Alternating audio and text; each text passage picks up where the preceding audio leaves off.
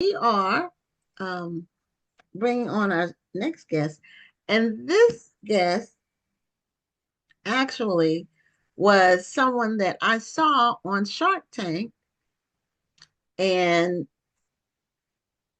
they had a comic book company, and it was called Black Sands. And as I recall, because I didn't research it again once I knew that he was coming on the show. But as I recall, Damon John was the investor, as I recall. But if not, I'm almost positive. But if not, Manuel Godoy will let me know. So your last name is pronounced Godoy? Yes, Godoy. Godoy. Okay.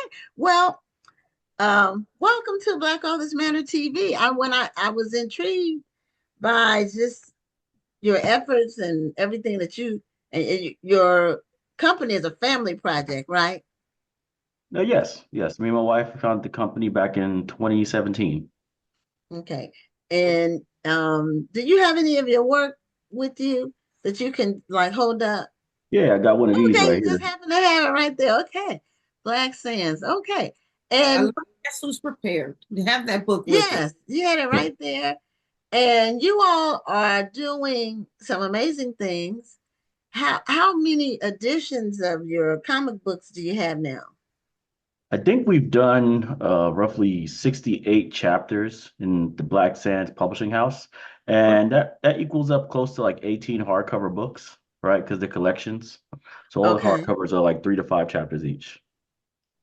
That's Wow. wonderful. That's a lot of work, and It is a lot of work. you're cranking all of those out, you and your wife, or do you do it and she does the art? How does that work? Nah, so mostly I work on the Black Sand series, which is my story. But then I also have other people who also publish under our brand who do their own stories, Okay. Okay. mostly about ancient African civilizations and stuff like that. And we just fund everything and publish the titles and get it out there, So we're more of the publishing side when it comes to those titles, but they're still Okay. part of our catalog. Oh, of Okay. course. Well, that's great. So, And if you want an example of that, okay. I guess this would be a good example. You know, Okay, Madagascar, Madagascar. the story of Queen Ramaba. Oh, Yeah. okay. So Wow. So, who does all your different kind of stuff. illustrations? Do you have many illustrators, or how who does the illustrative work? Yeah, we got tons of illustrators, but the my main one, my main artist is David Lenneman. He's been working with me since 2016, like before he even started the company, right? In the concept phase. So he's been working with me ever since then, and now he's like an officer in the company. The company's a lot bigger now, right? But he still does the grind on the Black Sand series and some other major things when he needs to, like with the anime right now, he's working on that a lot. So Yeah, I saw on your website that you were doing anime, and my daughter loves anime. I don't watch it, but she loves it. And I said that's an interesting direction to take the comics into. It's very popular. So, what made you tap into that? I think we got it. I think he's frozen. I think he's frozen. well, I And think the main thing for me, Back. Okay, go ahead. which Frozen, mine? yeah, you're frozen. Yeah, you're frozen. Your picture's frozen, but we can Am I still hear am you. I frozen? Yes. Yeah, the internet crashed. Oh, Oh, wow. I Okay. don't so know did you what have to happened, reboot but your modem? yeah, I don't know what happened. So I'm like, kids are watching something upstairs, so I know it's working up there. Why not here? Yeah, that's Uh, whatever. Oh, that's okay. You're back now. Yeah. yeah. So let's go back to your original idea of doing comic books. Yeah, Where did that come from? comic books is really like an accident, really, because at first I wanted to make video games, right? About the same kind of story. But I realized that video games is just way too expensive, especially if something like the first thing you ever do is like $60 to $100,000 thing, right? And I just felt like that was just a bridge too far. So I Mhm. shifted over to going to comic books because I knew it could make like a comic book for a lot cheaper. And once I did that, right? I went to Kickstarter to see if anybody else cared about my story, right? And I kind of learned from the video game creation experience who were my real fans, who was really supporting the idea versus who wasn't. So I started like marketing a certain way, right? I was more talking to like parents, right, about like the importance of history and history before slavery specifically, right? And how kids need to see themselves in the books they see, but not just superficially, in a modern setting, but in the antiquities, right? They can see themselves as greatness and stuff like that. And a lot of people agreed with that. So in 2017, we launched our first Kickstarter. We wanted to raise like $4,000. We ended up raising 20. Wow. And from there, we just kept going. Like it started becoming like a real thing. And it got crazy too. Like by 2020, we just went ballistic. That's awesome. I would tell you, what a lot of people may not realize that the trick with Kickstarter, well, maybe not trick, but the thing about Kickstarter is that you need to set an attainable goal. Yeah. Because if you don't reach that goal, you won't get anything. Let's say your goal was $10,000 and you only raised eight. They're not going to give you that eight. You have to raise the $10,000. So the fact that you set your goal at 4,000 and were able to get 20, first of all, that's amazing. Second of all, what was it? Do you think that was resonating with people? How were you able to get um, those big numbers? I think it was mostly the messaging, right? So it's like you got to be able to, I was pretty decent on social media. I'd say I had like a decent following on Facebook, maybe 20, 30,000 followers or something like that. Instagram was just starting off, had like 5,000, 10,000 followers there, right? And I think it was just like back then, organic reach was very good. Mm, Not like today, but back then right, you could have a right. business page on Facebook and it would get, That, the Right. 1,000 shares, that's right? what I told people was when before Facebook forced you to pay, you could Yeah, build a real strong audience. ancient times. Yeah. So I had a really good meme game back then. I used to always make pictures of Black Sands characters and then say like, 90% of the people who bought this comic did it so their kids could see themselves in ancient history, yada yada yada, right? And those kind of vibes was something that people were clicking with and be like, oh yeah, I got to get this for my kid, yada yada yada. So at the end of the day, I had a lot of people who were supporting who were never planning on ever reading a comic book in their life. Right? But Yeah. doing it specifically for the cause, right? Okay. And I do believe that Black Sands Entertainment as itself is a edutainment company, right? Not a comic book company, but an Mhm. edutainment company. And the overwhelming amount of supporters are people who don't care about comic books, but care about Black Sands, right? They don't care at all about comic books. It's more Black Sands is more important. History is more important. Positive images of Black families is more important, right? And Yeah. that's kind of what we do. Okay. When I saw the Shark Tank episode, that seemed like what Damon was attracted to. No, yeah, yeah. It was actually Kevin Hart that was there that day. Oh, So it's David Kevin wasn't Hart. there. That's Yeah. right. That's right. See, it's only one black person at a time. So I had to try to remember which one it I know, was. right? Gotta have a quota. Can't No, it was have too Kevin many. Hart. Because Kevin Hart wasn't on that many episodes. He was only on for a short period of time. I've been watching Shark Tank. Yeah, actually, the way I learned about Shark Tank, my daughter was in high school in, I think, an accounting class, or it was one of her high school business classes. They watched Shark Tank. That was my first time hearing about it. So she's 28 now. So I think she Mhm. was 16. And I've been watching it ever since. So that's 12 years. I watch it all the time. It's really, really, I just like, I'm an entrepreneur at heart. And so I've been one all my adult life, pretty much. So people who are willing to risk it all, they come up with an idea and they have the passion and they put the work in and I just love to hear about the story. So Yeah, and I they, watch they it got to because know of the that. numbers too. I think Shark Tank, as far as like, if you want to get actual learning from Shark Tank, it's what you need to know, about your Yeah. company on a Yeah. daily basis, right? It's like a Yeah. lot of people don't know what's their profit margin or what the heck their net receipts were for the end of the year. He said, "Oh man, I made 800,000 this year. Great job, man." He's Yeah. like, But you "And I owe lost. 300,000 to the bank." I'm like, wait a second, this is not a good look, Yeah, right? you lost money on every sale. Yeah. But So that's it though. How did two questions. What inspired you to say, you know what, I think I'm gonna go on Shark Tank? And then what did you do to prepare? Well, the funny thing was, I applied for Shark Tank for about 4 years straight, and then I stopped applying after a while because I was like, man, these guys are never gonna pull me up, right?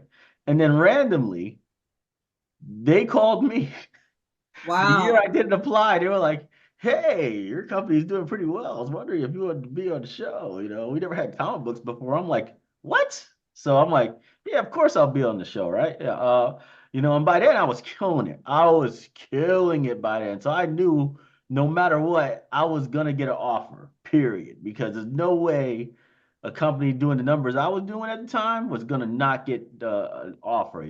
By the Mm. time I got on the show, I'd already done like $2.5 million in sales, right? I'd already done that's like a great. ridiculous amount of like damage, Hmm.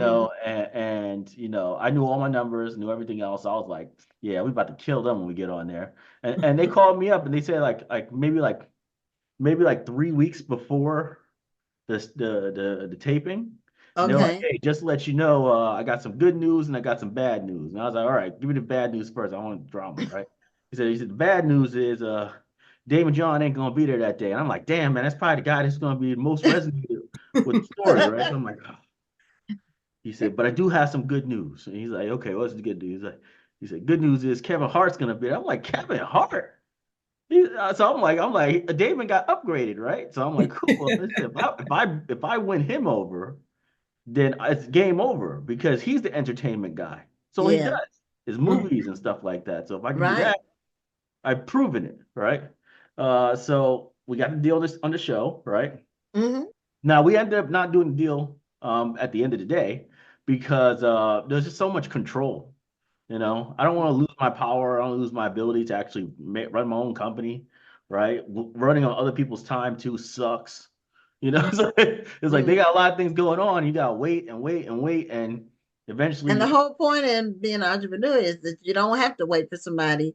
yeah, you don't want to wait. You You can don't want just to wait. take So action yourself. Well, the good thing though is that being on the show gives you a lot of Yeah. exposure. Yeah. The yeah, exposure and is big. legitimacy. Nobody can Yes. argue that you're just some random comic book creator. You're like, Right. um, Right. run a So a lot of multi-million-dollar people, business. I think a lot of people go on the show not even wanting a deal because Yeah. what they present is so small as far as equity, Well, you know, but the some of the exposure have called people out on that, and they say you don't they even need have. a deal. Yeah, You're they just here have. for the exposure. Yeah, especially Mark Cuban is normally the one that says that. You didn't really want a deal. You're not here to get a deal. So But it's on the day great exposure. on the day that you went on the show, who would you feel? Who do you feel was? Because we only see about maybe 10 minutes of it, but from what I understand, these pitch sessions, you're in there for a couple hours sometimes. Yeah, yeah. So it was about a 40-minute session, right? And Okay. I would say Okay. Barbara was the only one who didn't throw an offer out there, right? But Okay. everybody else was throwing offers out there. And it was pretty funny because Kevin was just being so aggressive to everybody. He's like, "No, you're not getting this deal with me. I make movies. That's what I do. I did a deal with you earlier today, Laurie. I'm not gonna do one now. This one's mine." Right?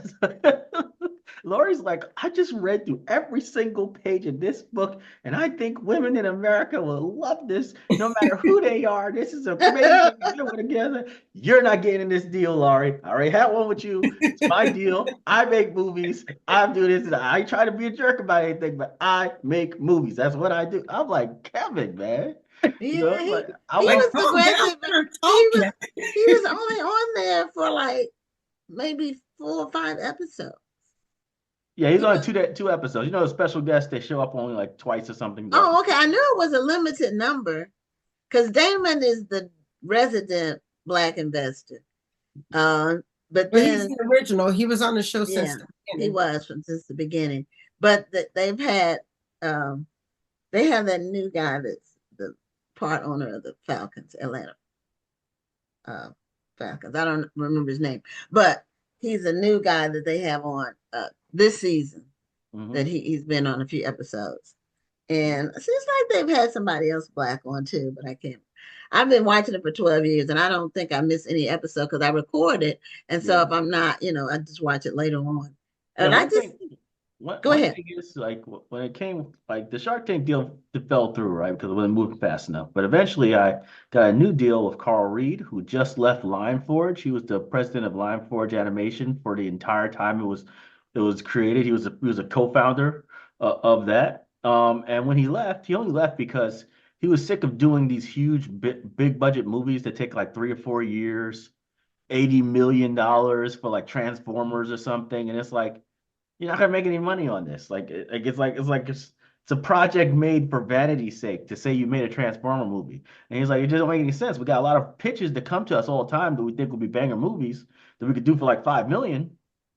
You guys won't let me do it. So he left. He made his own stuff. He was always talking to us. He was interested in Film Black Sands back with Lion Forge. And when he came independent, he went there and we started working on this production now. So the anime that we're working on, we already raised $1.1 million through the fans on WeFunder. That's currently going on right now, right? Okay. And we also, so he brings his own set of skills, which is all the animation side. That means recruitment, distribution, all the legal mumbo jumbo that we're gonna have to do in the future, licensing, merchandising, all that stuff. And what I bring is a rabid fans who not only hit the like button, but actually invest, right? I think we had prior to running out of investors, because we literally like we got every single investor we possibly could in our own community, right? And we ran out. Once we ran out, we had about $950,000 raised in like a week, right? Through our fans, and the average investment was You say about $950,000 in a In a week? week. yeah in a week. That's Yeah. amazing. That's Wow. great. Yeah, and then the average investment was about $900. So you think about grandparents, regular parents, right? Teachers, Mhm. lawyers, doctors, whatever, from our community, and the average investment was $900. So they were going pretty hard on that one. And now we're at 1.1, million and stuff like that. We're still moving the table, but we don't really get much media attention. So everything has to be done organically through like social media. I never Mhm. liked that because they pick and choose what they want to have out there. But that's the life right now. But it's fine because we already did so much that we have production on the roll array. We're already mostly through episode one of Black Sands. We just did a whole bunch of like the voice acting, casting and stuff. So all that stuff's done, and they're in the studio doing the work now. TC Carson, Eddie Griffin, they already did all their line work for the entire thing, and TC Carson freaking killed it, right? So and Deborah Wilson's about to get in there as well. So we have some celebrity power. We got some regular animation star power in there. We have an amazing Get to see it. Korean.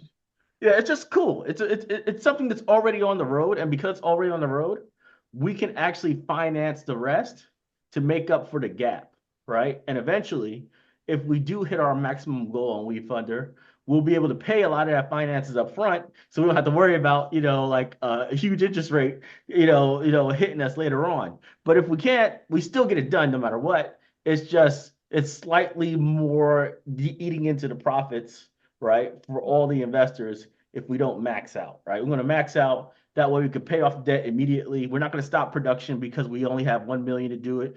We have 1 million to start, another 2 million in financing, and we keep going for the, it's like we got plans to knock this bad boy out and release it by Juneteenth. And That's the goal. messaging Yeah. is Oh, and the okay. messaging is the same. Huh? The messaging is what you started off with about family values Yeah, and 100%. 100%. Black Sands is always that brand and butter, about showing, young uh black people who are kings, queens, princes, in ancient times, with strong family values about the family. I hate broken families. I think it's a stupid trope in general. So, I'm sorry, my parents are always there in our stories. good or bad, they there and they care. They care about their kids.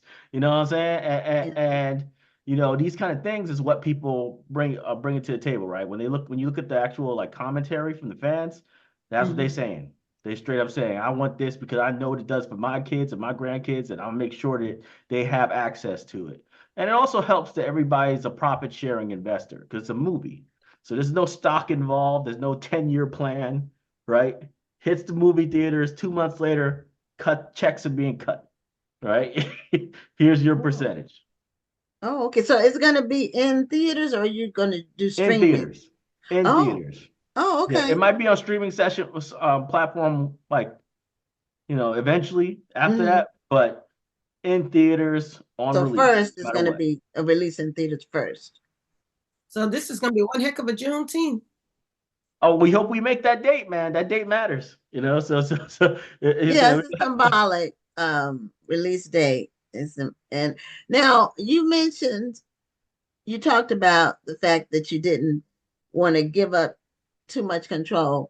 And I just want you to talk a little bit about that. A lot of people that when they're looking for investors, and I've had investors in a couple of ventures I've had, um,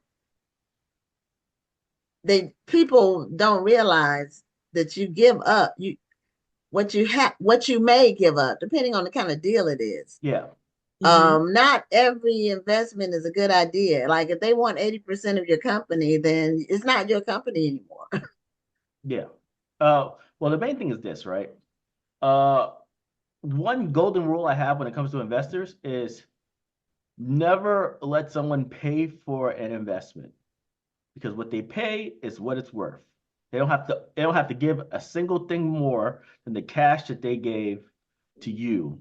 And then they can just walk away and take whatever piece of that company you have with them for the rest of their life, whatever they're doing, right? Especially if it's profit sharing, then it's a really big deal that they have something to bring to it. Now, fans is another thing, right? Because in that case, they have zero influence on the company, right? So while I'm out here getting fan investments and stuff like that, they have zero say on what Black Sands does. So, Okay. it's Mhm. like it's more like financing on better terms, right? It's Right. like, Or it's like like buying stocks. yeah, Well, without going to the shareholders meeting or yeah, whatever, you know. so you got to understand that, but there's two types of investments you should always look for. One is someone who's purchasing, but you need that money for a very specific thing, right? That's going to get you to a certain level. It's guaranteed. It's not something that's like, oh, we might be able to do something with this.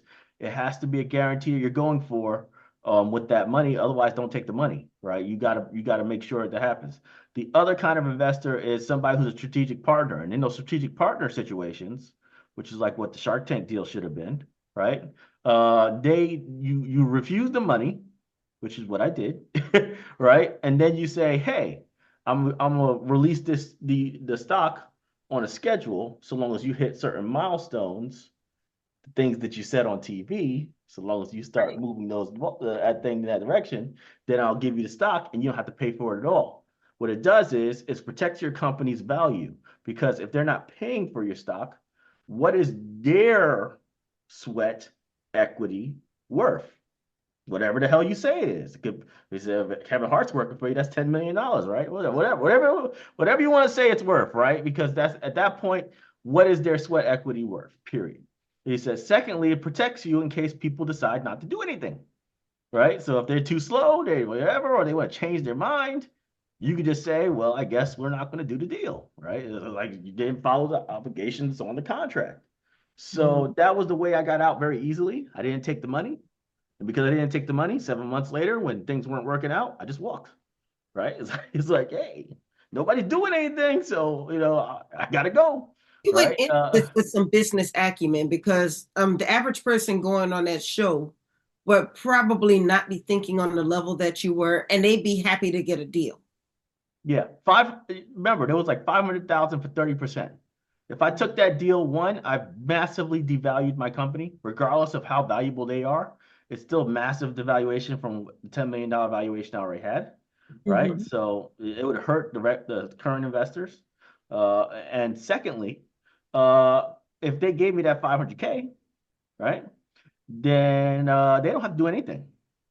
They could say they're gonna do this to any other, but no, Right. they Right. paid $500,000 for that 30%. Right. Right. There was nothing else attached. Yeah. You A lot know, of times so they'll say on there, well, you need us because we have all these, we're gonna work for you and all this. And when you invest in 40 deals, I'm just using 40 as a number. There's only so much of you that there is there's only that so you much of you. Right? so There's only so much of you. yeah. So, um but I heard recently that Mark Cuban said he was in the net negative on his investments. That was in the news, in the business It news happens sometimes. You take a lot of on bets. If something right, doesn't hit it out the park, most of the time you're looking for one that's going to hit out the park. right. Right? Everybody else is a loss, but if you lose 300,000 here, 400,000 here, but Yeah. and you do that, and you lost 20 million across like 40 companies, and then you have one company that somehow got to like 800 million, right? And now your split is like 120 million. Like, hey, okay, I made it. Right. Yeah. So, and it's Well, fun. I think they this do it for fun. I don't think they even do it it's just like, it's just fun to be part of the cogs and wheels of new stuff, you know. yeah, and when you're a billionaire, you gotta do something for fun. So anyway, Emmanuel, we're at the end of our time. This has been very educational. I'm so excited about your success. Show your comic book one more time, just so people can see the work, and they can go on your website or is it Yeah, in? blacksands.com. So Okay, blacksands.com. blacksands.com, they can Okay, get the books and they can click the link under the investment button to actually go to the We Funder campaign and become one of the 1,200 investors that we have so far. So Wonderful. Well, okay. we did put your website in the chat so everybody can go out and support this comic book and support you because you Support guys Black Sands. Did amazing work. Thanks so thank you. much for being on the show. See you later. have a great one. Okay. Good night.